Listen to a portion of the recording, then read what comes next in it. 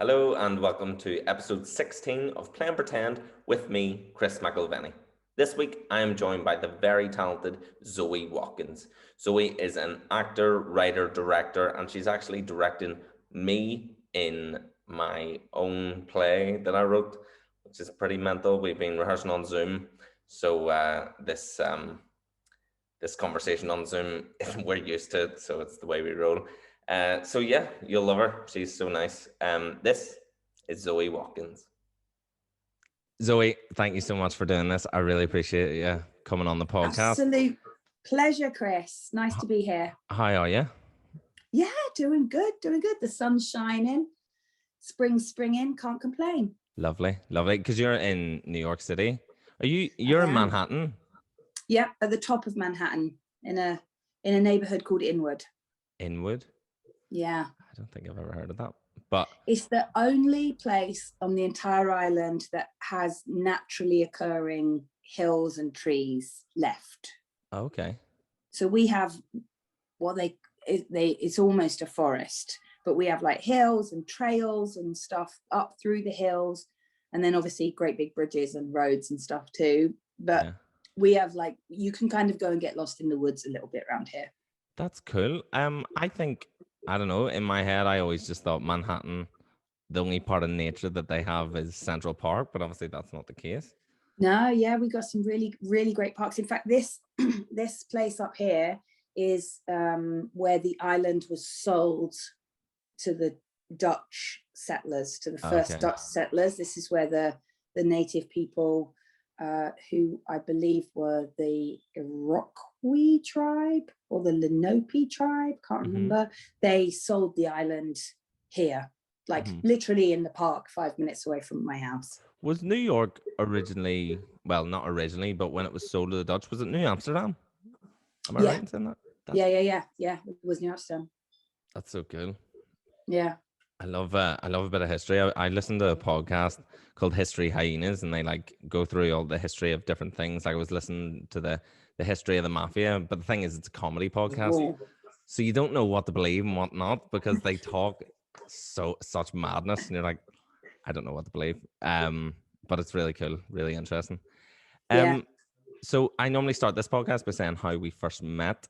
We first met at Gerling's Zoom writing meeting, which was I've said it before on this podcast, incredible experience for me. Really, it really changed. It sounds crazy and mad to say, but thinking about it now, it really did change my life, because I'd never written before, and I wrote a play, and it really changed the way I think about what's possible if you write, when you write, and it kind of gave me a different outlook on life and really what I want to do in it.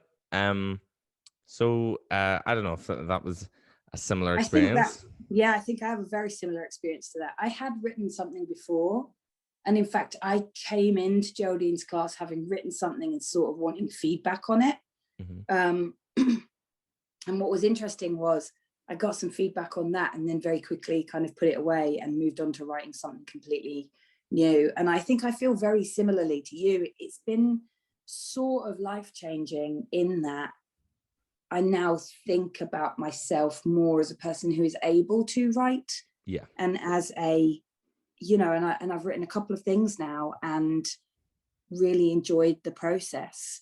And so, I think you're right. It's been a sort of transformative period of feeling like everybody was going to hate everything they ever read that I had put on a piece of paper, and it was all self-indulgent and, Yeah. And I think I've said several times throughout the process, I'm not sure whether this is therapy or theatre. It's both. Yeah. But it was great, and I've really enjoyed it. I'm kind of sad it's coming to a coming to an end. Because it's not only the confidence that I've built in myself and in my writing, it's also the ability to meet new people on Zoom, people that I would never meet before, ever. That's true, yeah. It's incredible, because we had the first group workshop it started at the start of lockdown, really, April, May, was it? Yeah, I've been thinking about that too, and I can't quite believe that we started it quite so early. But it was like May. Yeah, it was like we knew So it's been what a was year. coming. It was like we knew we needed a year of this to get us through. Bonkers. Yeah, it's crazy. But yeah, in the first group, that was when I was originally writing my play, and then when it came for the second one, you were very kind as to help. Well, you direct my play, and I was very happy to. I really, it's funny when you write something, and it's so easy to look at it like, yeah, I wrote this and that's it, it's done. But like, that's not it. You need someone to look at it with a fresh pair of eyes and really give you a different perspective on things. And, well, does this work? Could we maybe change this and change that? And it helped massively, not only in the direction of like performance wise and what's needed, but also the words. Well, the words are the most important thing, I suppose. Well, I think it actually was a great experience, because I have never directed somebody who's written their own work before in that way. So I think it was a really big learning experience too, for me to be like, not only, well, there's the Zoom element, right? That was something that the two of us had to learn together and navigate, and like how weird that is, working artistically together on Zoom, but you can still do it, but you just have to kind of think round the weird janky edges of it. So there was that element, but also for me, working with somebody who'd written something for themselves, and like being a first-time writer, I'd never done that before. So like there was a navigation for me in terms of like, what's my role in terms of guiding this writing as well, and like that's got to be minimal. I'm more interested in you having your performance, but I know that beat isn't quite working, and like how do you, and like not wanting to tread on your toes, and equally, you know, wanting to guide it into the place where that moment was at its peak, you know. I think it has been so interesting, as such a unique experience. Definitely a first time, not only rehearsing something on Zoom, but also something that I'd written. But I think it took a couple of sessions for us to kind of work out the dynamic of what it was. Like, you were always like, listen, I don't want to step on your toes. And I'm like, no, give me it all of it. I love it all. Because the thing is, I'm a first-time writer. I'd never written before, but I also know what I want out of the play. So, like, say you weren't you, and you were maybe it was someone else, and they were quite forceful in some things. Like, I'm not shy. I wouldn't be like, okay, no problem, I'll change that. I'll change this. Up for yourself. Absolutely, but I never needed to. It wasn't a case of that. It was always, you wanted the best for it, and obviously I did, and it just worked perfectly. And the position we're in now is kind of, it's in a good place, which I'm very happy about. It is in a great place, and it's going to be great. I'm looking forward to a time when you can share it with human beings outside real people. Real people, and you can, you know, and I really do think it'll fly. It's in a great place. I've just realized you've got a New York shirt on. Oh yeah, I do. Jeez, it's like that. Yeah, it's like I meant to do that. Up thinking. Yeah. Actually, and of course, the other thing is we've never actually met in person. I know, isn't that weird? I feel like we have, but we have. Well, we obviously haven't, but it's weird. I don't know what's gonna happen when we actually do. I'm like, are you Zoe? Yeah. You're like, yeah. Yeah, I know. Chris. You're going to be like, wow, you're really short. Oh, really? Are you short? That's really weird, because I've never seen you stand up. That's strange. I'm 5'2". I'm 6'7". So you're going to be blown away. I'm going to be like, we're going to... Yeah, little large. You're not going to recognize me. Yeah, it's true. We've never seen each other really standing up. The thing is, my torso and my neck and head and stuff, it's kind of looks in proportion, but my legs are like, they're just ridiculous. Super long. No, it's ridiculous. Like, I'm sitting here and my legs are in my kitchen, so it's very uncomfortable. Whereas I'm sitting on several boxes. Yeah, fair. That's very funny. So I wanted to ask you, like, growing up, whereabouts did you grow up? I don't think I've ever asked you that. I grew up like about 25 minutes outside London in a little town called Welwyn Garden City, which is famous for having the Nabisco factory, because it's where shredded wheat was made. Okay. And it's so, but the grannies knitted it. Yeah. They just have like, it's like one of those terrible chicken farms. Okay. Like where they just have loads and loads of chickens, but it's loads and loads of grannies. Yeah. Just knitting shredded wheat all day long, and they're allowed out for 5 minutes. Yeah. And then they invented shreddies, and they're like, "Oh, you having a laugh?" Yeah. And then so they had to get like tiny needles. Yeah, and tiny grannies as well. Yeah. So so it's about 25 minutes north of London. So I was kind of lucky as a kid that I could be in like green fields and running around with sheep and stuff. Mm-hmm. And then we would get on a train, and within the hour you'd be at King's Cross. That's you know fun. Yeah. So when I was first discovering theatre, I was really lucky in that I could get in and out of London really easily. Yeah, it's funny. A lot of people I've spoken to who live in like or close to big cities, like say you live, say someone lives an hour away from London, and they're like, "Oh yeah, how many? I supposed to go to the theater all the time." And they're like, "No, we don't really go into London." I'm like, "Why? It's right there." So sometimes it kind of people take it for granted that it's right there, and they don't really avail of that. But did you go and see as much theater as you could? I did. I don't come from a theatre family. Nobody in my family had ever expressed an interest in theatre before me. My working class kind of suburbia-ish background. But when I was 11, a teacher at my school asked me to be a character in a play. And I just sort of fell in love with it. And that teacher happened to belong to a local amateur theatre company. And she suggested I went. And my next door neighbour also was really into the idea. So we went together and we joined this youth theatre. And we didn't know, it was on the other side of town, the slightly posher, like west side of the tracks side of town. And me and this kid called Richard turned up, who is now a super West End amazingness. Mm-hmm. And the two of us were like, all right. And we turned up not knowing anything, and we fell in love with it. And we were really lucky to find that theatre as kids, because that then meant that we started to get involved in, oh, there are these musicals and there are those musicals. So we talked my dad into taking us to see Starlight Express. Okay. That was the first thing I ever saw in London. That's a very interesting one to first see. Right.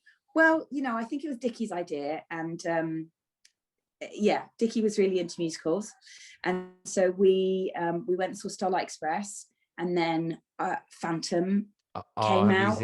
Have you seen Phantom? Yeah. I went, my dad, God bless him, queued around the block in the morning with me. We went very early one day, and we lined up, and it was really cold, and we stood in a line outside the theatre for about 3 hours. Wow.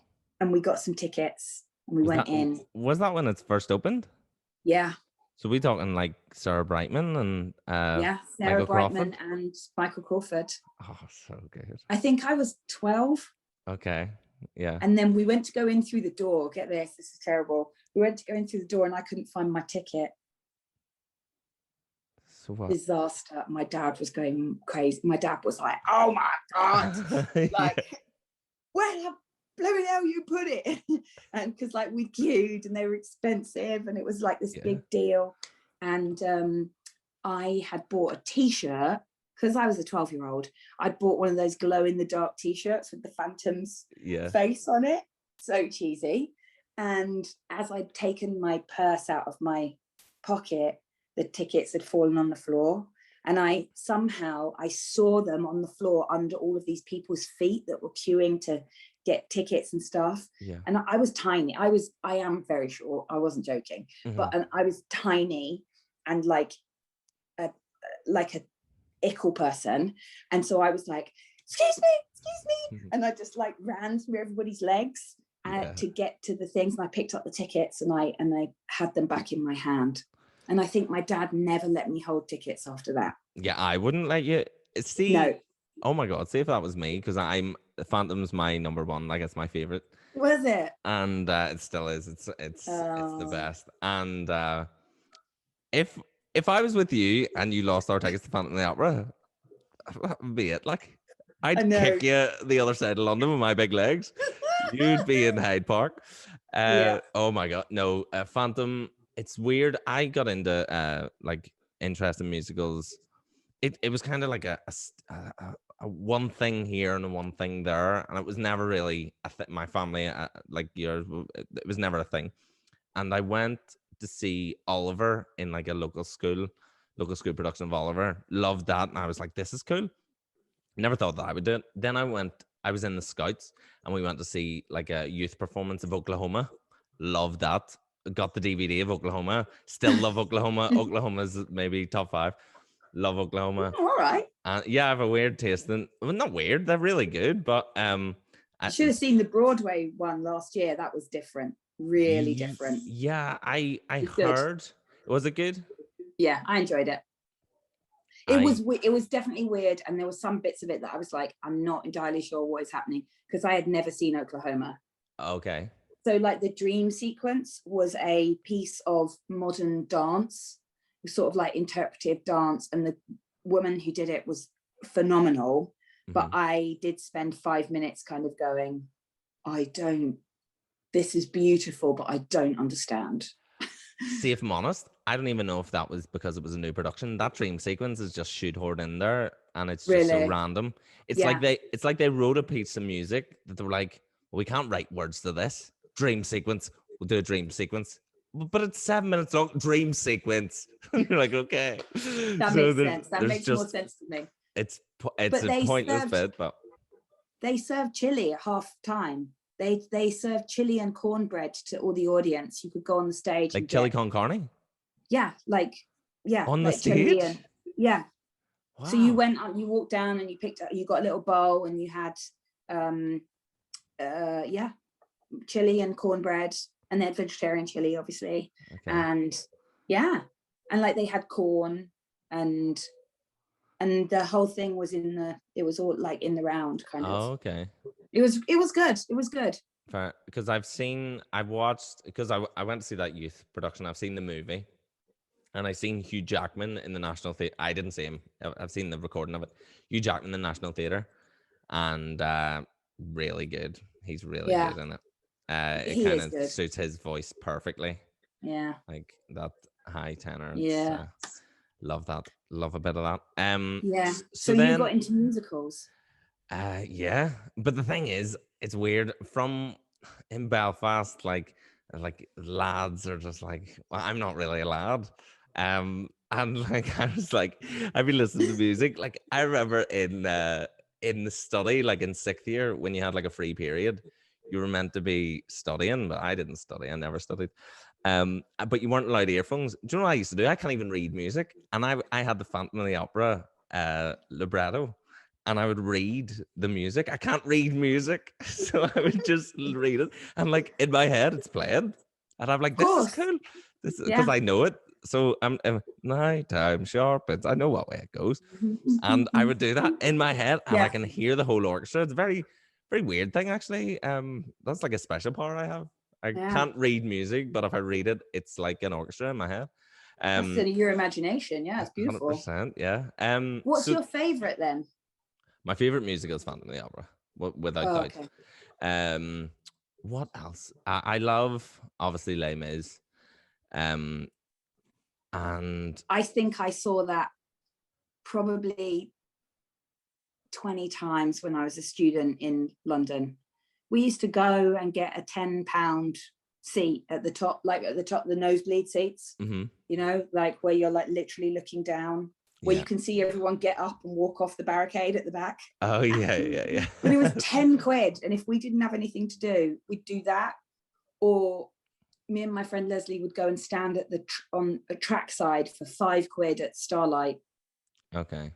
Just to see something, just to see something. Yeah, like when I lived in London, I would just go see everything. It was actually amazing. So there was I worked in this bar in Wapping near Tower Bridge, and my manager Jackie, we always talked about like acting and stuff like that in musicals, and she said that her nephew, who's like 15, was in what do you call the theatre school for kids? Not Brit School. Sylvia Young's. Yes, he was in Sylvia Young's, and he got a part as one of the young kids in Big, the musical. Oh, yeah. Right. So weird. I was like, that's amazing, chatting away to her. And then when she went to see it, and she was like, oh, it was amazing. We went to see it. Oh, he was so good. I was like, oh, cool. And then like she went on a break and came back down and was like, Chris, you're off on Wednesday. I made the rota, so I know you're off on Wednesday. Do you want to go see Big? I was like, oh, okay. Yeah. And she was like, okay, well, I've ordered your tickets anyway, so you're going. I went, thanks so much. It was like 35 quid a ticket, and she just bought me a ticket. Right. And it was amazing, you know. I didn't really know what to expect. It was one of the guys from The Wanted, Kimberly Walsh from Girls Aloud, and stunning. It was just class. I loved it.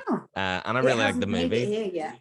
No, well, it was, I think it was a limited run in the Dominion Theatre, do you know, up Tottenham Court Road. Yeah. And it was just a limited thing. I don't know how well it did. So I think it's one of them Maybe ones. it'll make it here. Yeah.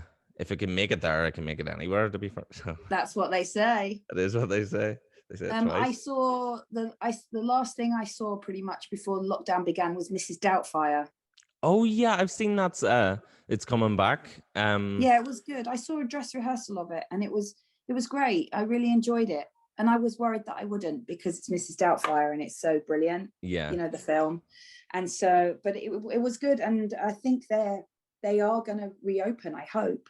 Yeah, because I follow Broadway.com and like Playbill and stuff on Instagram, and yeah. I think Mrs. Doubtfire, because I didn't even know that was a production until I seen that it's reopening.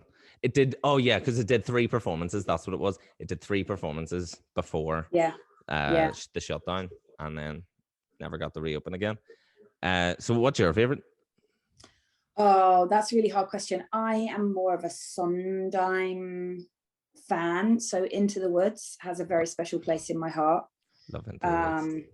Partly because the guy that I was telling you about, Dickie, Mm-hmm. he auditioned for it, and like when we were kids, he went to Sylvia Young when we were kids. I wasn't allowed to go because I wasn't allowed to go into London on my own, mm-hmm. but Dickie's mum let him, and he got an audition for this musical, and he'd never sung before in his life, and he's this tall, gangly ginger boy, and of Irish heritage. Of course, and he got cast, and Stephen Sondheim loved him. Wow. And they trained him, like, he obviously had a very good, amazing raw talent, and mm-hmm. they trained his voice, and he was the original Jack in the West End. That's amazing. So, and he was my best buddy, so we used to go and hang out. I used to go and meet him, and Julia Mackenzie was in it, and Imelda Staunton. Wow. And so I used to go and meet him backstage, and then Julia Mackenzie actually took us to go and see another musical one day, mm-hmm.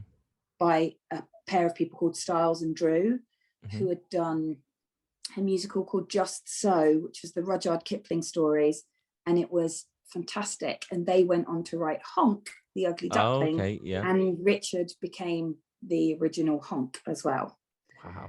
And crazy Julia the way Mackenzie, things work out. And it was beautiful as a kid. I would guess I was like 17 at the time, 18, and so like that was all very special. And although I wasn't personally in a show, Richard was, and I was a bit voyeuristic about it, and like living vicariously through him. And he's just ridiculously talented, and a superhuman as well. And so Into the Woods has a very special place in my heart. Blood Brothers also Love a bit about Blood is Brothers. a show Yeah. that I So love, that I think should be heard of more. Yeah. But yeah, and Sunday in the Park with George Mm-hmm. is a show that I love. That was on Broadway with Jake Gyllenhaal, wasn't it? Yeah, it was. Yeah. And then it was meant to be coming to London, and then COVID happened. I think it might have been Lincoln Center or something. Okay, a big event type thing. Yeah, I saw it at the Chocolate Factory in London. Okay. With Daniel Evans, and he was amazing. Mm-hmm. What else do I love? I love like big musicals that I hear at the moment. I really, really enjoyed Hadestown. Yeah, I've listened to a bit of that. Yeah, I really like that, and I really liked Beetlejuice as well. Oh, I enjoyed Beetlejuice. Yeah. But just speaking of Sondheim, I find it fascinating that he wrote the lyrics to West Side Story. So I actually forgot West Side Story is my number 2. Phantom of the Opera, West Side Story. Love West Side Story. That was a great production that was here just before the pandemic, and the whole end was in rain. Oh, really? And it was intense. Yeah. Yeah. I love it so much. And have you seen? Well, obviously, you definitely have seen Spielberg's doing that big one coming out at the end of the year. Yeah. West Side Story. Can't wait for that. Yeah. Can't wait. In the Heights as well. In the Heights as well, yeah.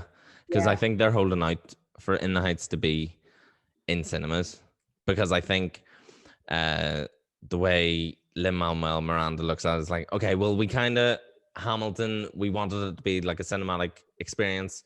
We couldn't have that. We put it out on Disney Plus, but In the Heights, it's going to cinemas. We want it in cinemas, so I think he's holding off.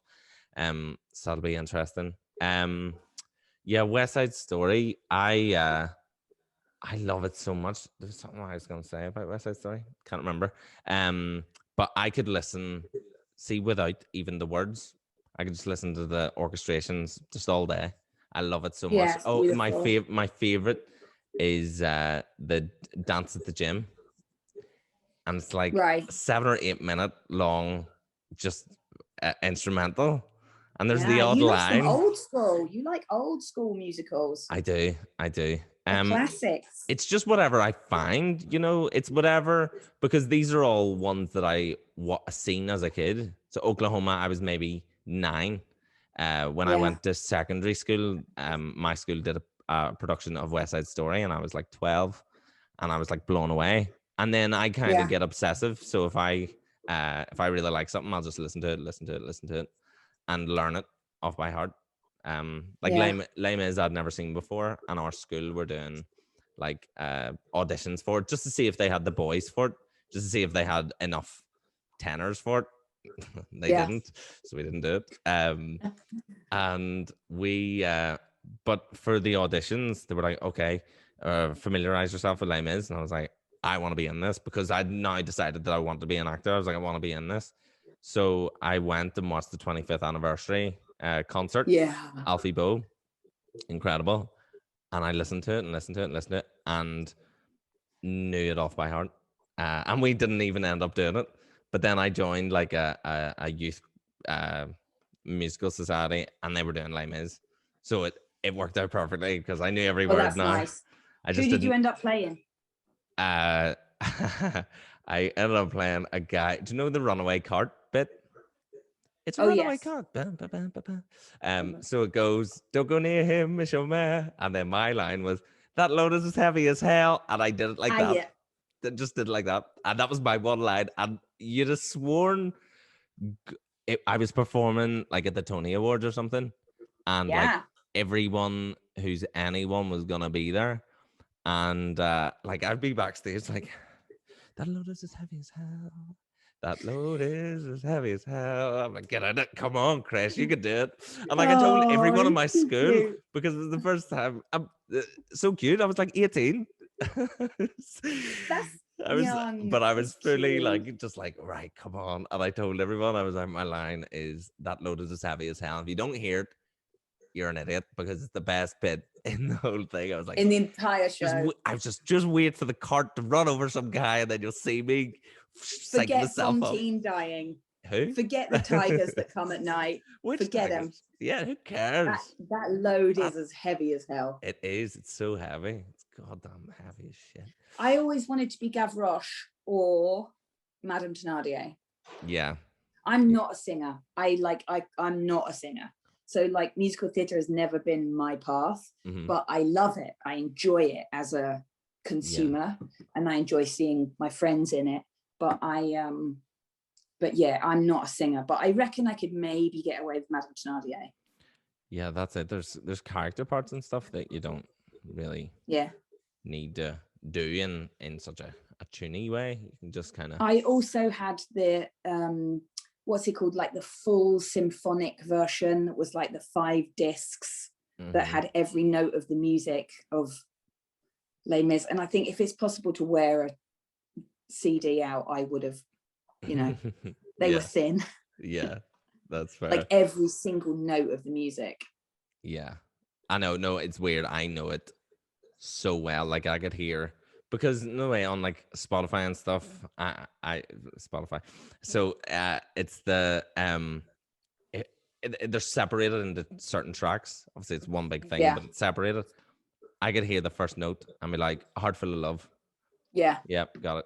Yeah, like I know all it. Those little weird bits, like, "What's this, my dear? Yeah, it's worth us some time." Yeah. I'll take the lot. I'll take the lot. Touch me, leave me alone. Oh God, I love Les Mis so much. Do you know when I went to see it? I've only seen it once. It was on the West End, and it was myself and an ex-girlfriend of mine. We went to London, and like I was like, I need to see Les Mis. It's like it's my favorite, and I love it. I need to go see it. So we spent a fortune because we were young. We're like 18, 19. I was like, we're going to see Les Mis. So I spent a fortune, and it turned out we were up in the gods. So then, but we were up at the corner of the gods at the back, so we could only see the bottom corner. And I was like, no. So as soon as it went bam bam bam, there was seats down at the thing. I was like, if they're not here now, I'm going. And the ushers or whatever they are were like shining lights. I was like, just don't look, just keep your eyes on the thing. And then they were like, look down. I was like, fucking I am that high up, it's ridiculous. But it was class. I loved it so much. I loved it. So just how did you ended up in New York? What made you want to make the move? So I went to Central, and when I was at Central, I was scared of being an actor to start off with, because I was scared of, I guess I was scared of not being good enough. I was scared of like, what would I do? How would I eat? And I think coming from a very working class family that had no knowledge of theatre whatsoever, it was a definite decision to do the course at Central as a teacher and as an actor. So like I made a decision to do that so that I would always be able to put food on the table. Do you know what I mean? I was worried about being a starving artist. But the theory at Central is that those who can teach. So they do a lot of actor training in the teacher training program. Okay. And I was very, very fortunate to have 4 years at Central, and very fortunate to have a lot of amazing staff and brilliant people. And actually, when I came out, I was like, you know what? I want to act. That's what I want to do. And I'd met some people during my time there who employed me. And then that became, will you audition for this? And I was like, yeah, great. And I ended up on a couple of like very small national tours with sort of kids' theatres, and, you know, nothing to write home about, but paying the bills as an actor. And really all that matters. I was like 22 and I was seeing the country, and I was living off of per diems and equity minimum, you know, and it was great. It was me and 2 guys in a van, and we were just having a great time. And then it sort of, that contract ended and I was like, oh gosh, I better be a teacher now then. And I ended up teaching and like falling in love with teaching and becoming a theatre teacher. And I spent a long time for children or like drama school? Yeah, for high schools, for 11 to 18, secondary school in the UK. And I became the head of a drama department. And then we got involved with National Connections and we got selected and we performed at the National, something that I directed. And it all felt, and all the way through this, I was doing amateur theatre. So I was going to school during the day and I was like getting my kicks as an actor at night and as a director. So I directed Blue Remembered Hills. I played Nurse Ratchet. I played a bunch of Shakespearean characters. I played Puck at the Minack in Cornwall, an open air theatre near Land's End. It was amazing. So really you're getting the best of both worlds there. Yeah. Best of three worlds. Yeah. Like you're teaching, you're acting, you're directing, you're doing it all, and you're able to pay the bills, which is really the main things. And it was great for a long time. And then I realized that I was kind of burnt out and exhausted, and actually I really wanted to act. And like I really wanted to do it properly. So I started looking at like programs that I could go to for a year, say like a conservatory training, go back, put a toe in the water with like official training, and then see if I could step into the industry that way. Yeah. And I realized that I would probably have to rent my house out. And that would have meant I would have to go and live with my dad or something. And so I thought, you know what, I'm gonna look at New York. I've always wanted to be in New York. I always thought I would come here for a year, maybe as a teacher, and then go back. And I just happened to find this 1-year program in New York City, and I applied for it. What school was that? At the American Academy of Dramatic Arts. Okay. And I remember going into my head teacher's office, who herself had actually been my drama teacher when I was a kid at a different school. And she's an amazing actress and a phenomenal director, but decided to not become professional. She loved teaching and so stayed in that vein. But still produced phenomenal work. And I said to her, I think I've done something stupid. I've just applied to a drama school in New York. But don't worry, I'm not even going to get an audition. And they called and said, hey, we've got auditions in London in 2 weeks' time. We've got 1 spot left. Would you like it? Yep. So I went into her office and said, listen, they've offered me an audition, but don't worry, I'm not going to get in. But I've got to go and do the audition because I'm always going to what if, right? Of course. So I went and did the audition, and with this guy called Dino, who to me was like the most American.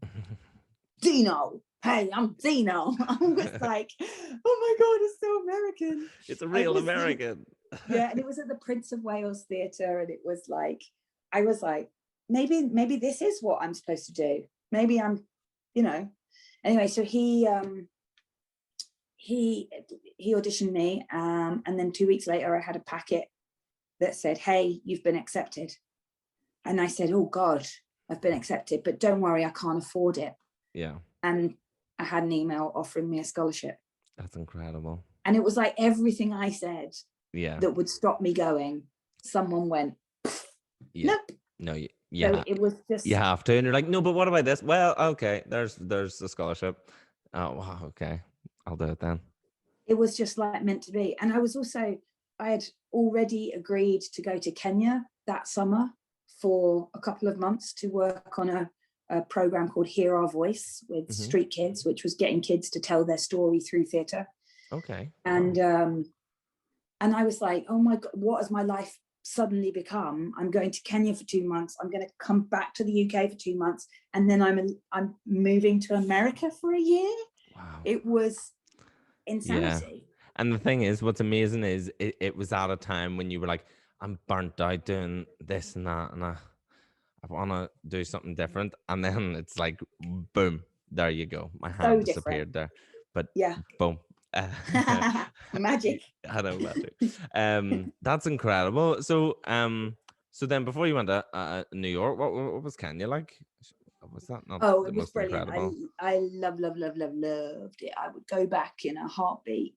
But it was also a really good, I was working for a charity called Action for Children in Conflict. Mm-hmm. And basically they help kids who, Kenya is still considered a conflict zone at times because of the internal politics. And they had there was an election and a bunch of people got killed.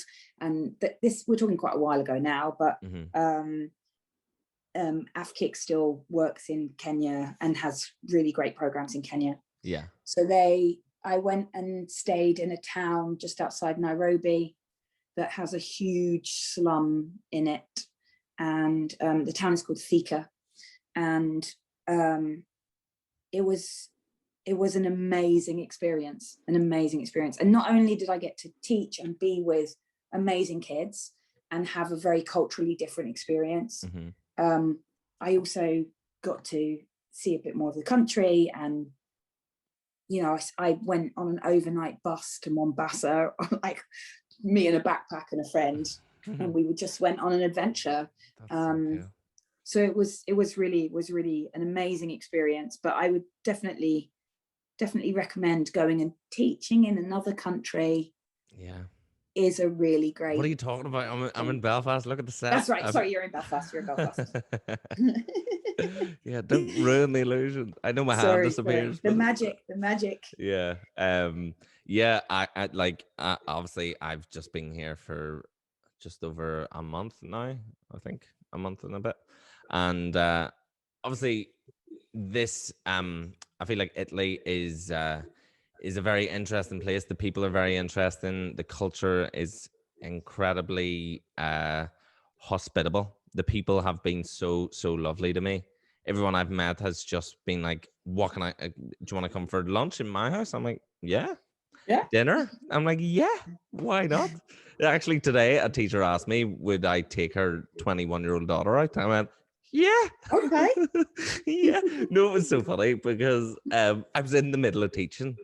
And I was teaching these babies. I was teaching they're like ages 3 to 5, and I'm teaching them emotions. I know. So, but it's like, I am happy. I am sad. All that jazz. Or excited, right? So then I went. So I was like, I am hungry, and then the teacher was like, showed me Google Translate and said, would you like to take my 21-year-old daughter out? And I was like, see. I am confused. Right?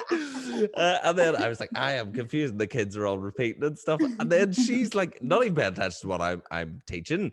She's on Instagram. And I'm like, I am confused. What? And she shows me her daughter's Instagram. I was like, this is her. And I'm like, oh, okay.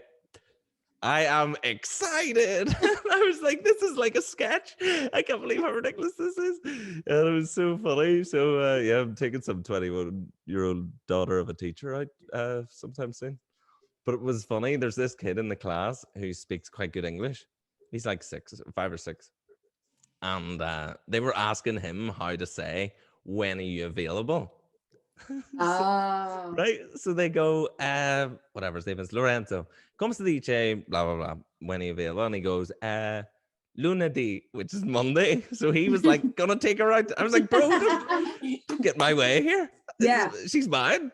And then they were all laughing. I was like, weekend. Those like, weekend. Italian men start early.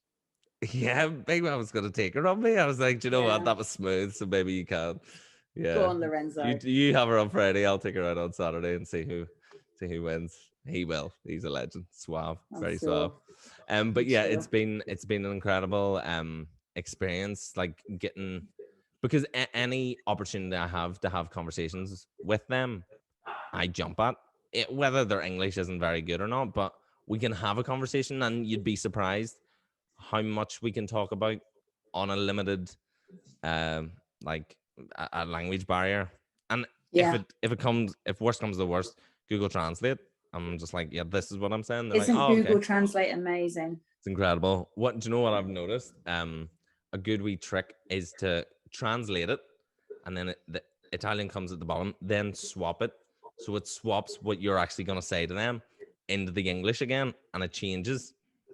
Make sure that you're not saying anything you don't want to say. Saying the wrong thing. Yeah, because a lot of times that has been happening. But yeah, it's been incredible. So then you went to New York. So then I came to New York, for a year. But what I thought was going to be a year, and then it's 11 years now. So wow, that's amazing. In fact, yesterday I took my test to become a citizen, and I passed. No way, unreal. Yeah. That's so exciting. Yeah. Amazing. So that's it? Like you're a citizen? So I'm waiting for my oath ceremony. Wow. I know. Very, very like the Scouts. I don't know how they do it. Like, I don't know.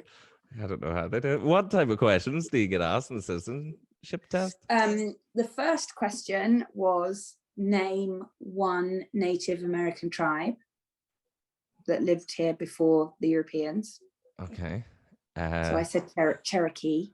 Okay. There's loads. There is loads, but I'd fail. I couldn't. No, I don't know any tribes. I don't. Yeah, I bet you do. Comanches? I'm not sure that's one. I don't know, maybe. I don't know. I'd fail. I don't know. I've had these. I've been using this. Okay. And so, I've been testing myself all this time. That's because are some of the questions just like weird and ridiculous? Yeah, some of them are just really weirdly phrased, and so you're like, but some of them are, they asked me Native American tribes. They asked me when the Constitution was written, and that's actually a hard one. Okay, because it was signed in 1776. The Declaration of Independence was signed in 1776. But when was the Constitution written? That's the difference. 1781. Oh, so close. 1787. Well, but I only know because I've been literally testing myself. They asked me if the president and the vice president can no longer serve, who steps into the role of president? Secretary of State.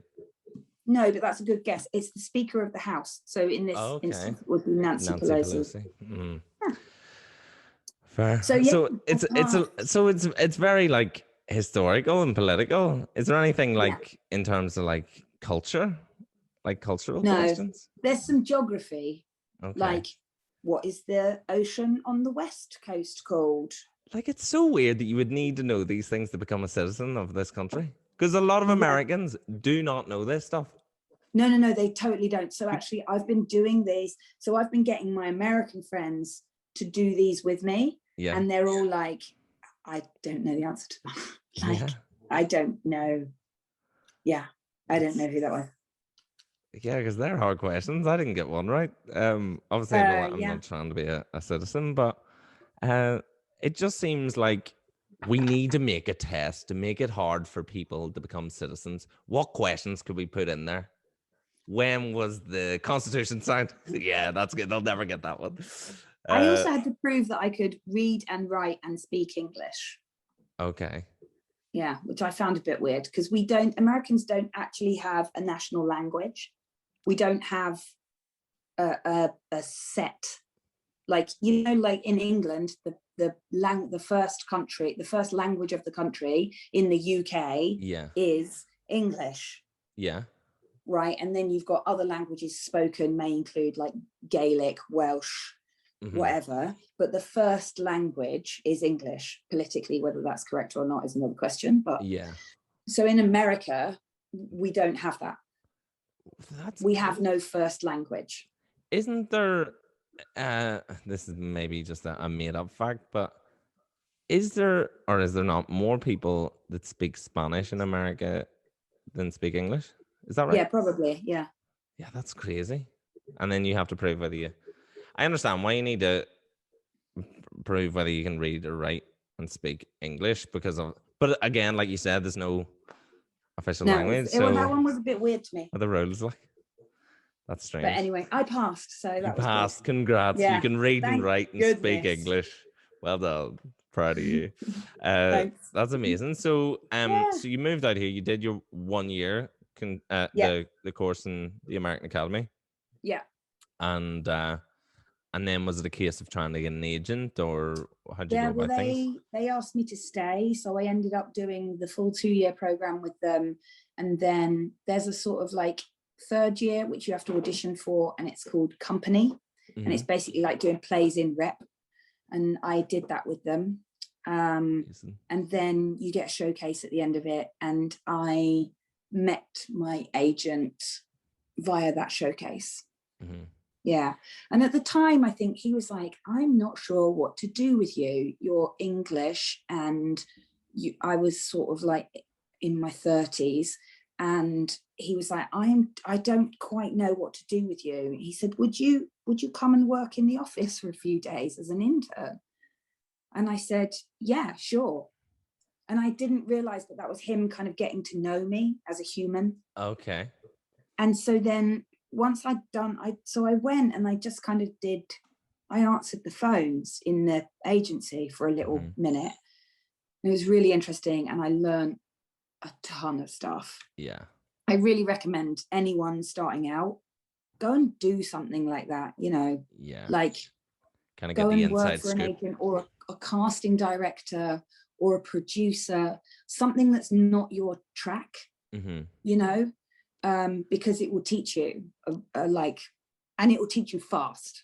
Yeah, and because you will see other people make mistakes. Yeah, and I also think it would put things into it's not all like, do not blame yourself a lot of time for maybe not getting a part, and you'll realize like, no, it's like you could do a most amazing thing, and they're like, well, no, his hair is a bit short. He's 6'7". Yeah, look at the length of his legs. He can't be we were looking for someone who was 6'2". Yeah. Right? Yeah. And there's nothing you can do about that. Yeah. So yeah, I definitely recommend that. And then he got to know me, and then he started putting me out for things. And actually one of the first things he put me out for was like this. It was a TV series that was for people learning English. Okay. So like when you go to school and you learn Spanish, and they have like a telenovela, and like you follow all of the characters through like 5 years of Spanish learning, right? So it was one of those, but it was by Pearson Education, and it was specifically aimed at the I guess Asian countries and Arabic countries, and I got cast as a restaurant owner who was not a very nice person. Okay. And I'd never really done any TV. Like I trained as a theatre actor, and that's how I thought of myself. And suddenly it was really good for me, because I was having to learn how to be on a set, how to behave on a set, what to do, what not to do, how to do it in front of the camera, and that was all. And so I suddenly had like this 40-day stretch of filming. Yeah. Wow. And I had no idea how spoiled I was that was kind of my first job. Yeah, that's amazing. I had no idea that was an amazing thing. And you playing like a not very nice restaurant owner for kids that are learning English. There's now a load of Asian and Arabic kids that are now growing up. They're like, see you in New York, and like, there's that bitch who owns that restaurant. I occasionally, very, very, very occasionally, get an email through my website that is like, the character was called Nadi, and it's like, Nadi, why you fire Sophie? or like Nadi, ha, lol, ha ha ha ha. Like, that's so funny. It's never like, oh, I thought you were so good in this show or whatever. It's always just like, Nadi. Yeah, because they can't believe they found your email. They're like, oh my God, she's real. She's a real person. That's so funny. Love that. Yeah. Love that so much. It was very funny. That's so good. And then, so that was how it sort of started. And then that was really helpful in making sure that I got a green card here. Mm-hmm. And I booked a TV show with Louis C.K., his TV show, Louie. just as I was coming into getting my green card, and that was kind of useful. Yeah. So all of these things like helped. Do you think the maybe reputation of certain productions that you're doing helps in terms of a green card, or just a case of getting a job? I think sometimes it's helpful. Like the profile thing. Like the immigration guy definitely knew who Louis C.K. was, and the fact that there was a scene of me with Louis C.K. I mean, now that Louis's been a bit cancelled because he did some dodgy things. Yeah. I mean, I used to tell the story that Louis C.K. touched me, and I can't tell it anymore. No, you can't. Do you know what? He only touched my shoulder. Okay. I was because I loved his show, and I think he was very funny. And so I ended up in this scene with him, and I thought all my Christmases had come at once. And at the end of the scene, like when we'd finished shooting, he put his hand on my shoulder and he said, "That was excellent work. You're really very good. Thanks ever so much." Because he directs as well. Okay. And like he had paid me a compliment and he had touched my shoulder. And I was like, "I'm never washing again." That's such a big compliment coming from him. Like, that's incredible. It was really great. And what season was this of the show? One line, Chris. I have one line. That's it. You must have smashed that line. Well, much like It's As Heavy as Hell. You thought I was Meryl Streep. You see, that's it. Do you know what? It's even worse. It was 2 words. What were the 2 words? It was like what? How many times did you have to do it? They were like, give us a different. And you're like what? No idea. Like what? Yeah. Like what? Like what? Yeah, they're like, no, again. No. Like what? Yeah, that's it. Yeah, you did it. Well done. Like what? We want to do it like this. Like what? Exactly. Exactly. That's so funny. And what season was this in Louie? I must look it up. I can't remember. It's the one that Michael Rappaport is in. Okay. Michael Rappaport plays a cop and he loses his gun in a bar, and I work in the bar. Okay. Yeah. So I mean, it's like, but I think the immigration guy had heard of Louis C.K. Mm-hmm. And so to us, that's a tiny thing. I had 2 words. It was, it wasn't a big deal. It was a big deal to me because it was Louis C.K. Exactly. But like in the world of acting, minnow of a job. Listen, there's no small parts, only small actors. That's right. And I'm only 5'2". So exactly. You're both. You're both. But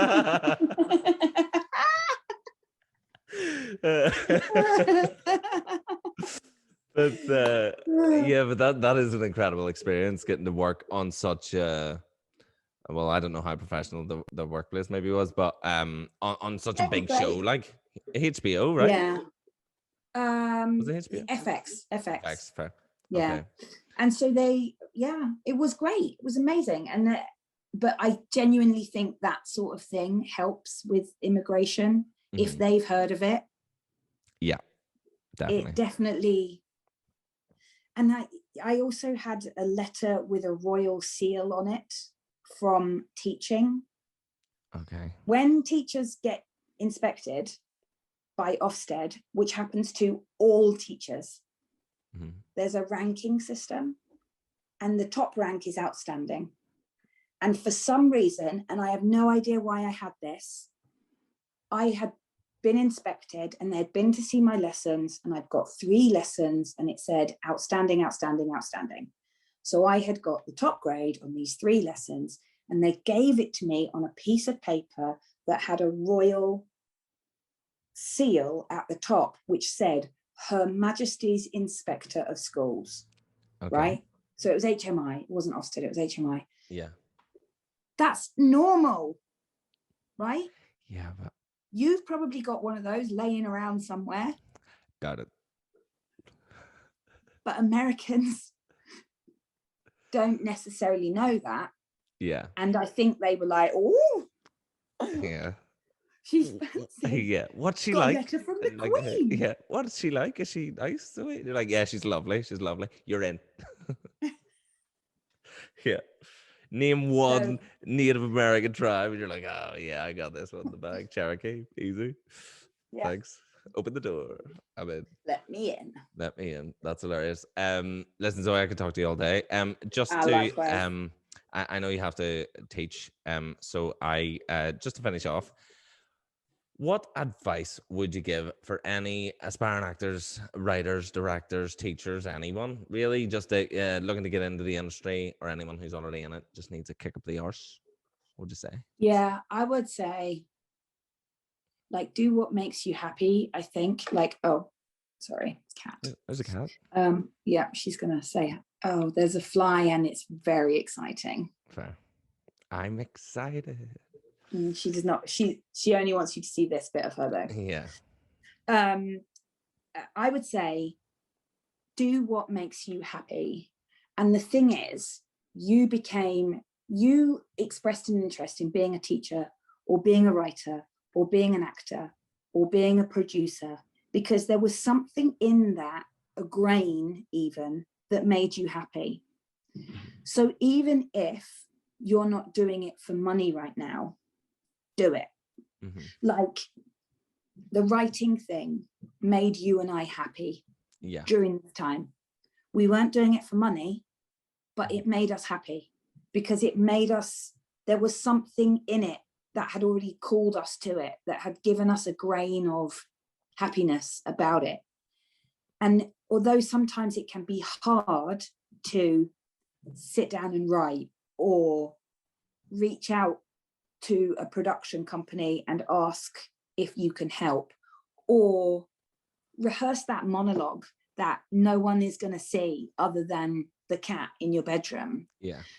You know, although it can be hard to do those things, do them, even if there's no money involved, because they are what make you happy, and that will resonate, and that will keep resonating, and then the universe will send it on to you.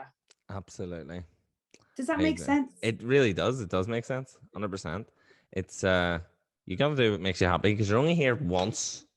So let's live it. Is that a song? Yeah. Probably. Let's live it. I'm gonna write it. But you know what, Chris? At the end of the day, you're another day older. That is true. That is true. Don't remind me. Yuck. Oh, that was a Les Mis reference. Oh yeah. You see what?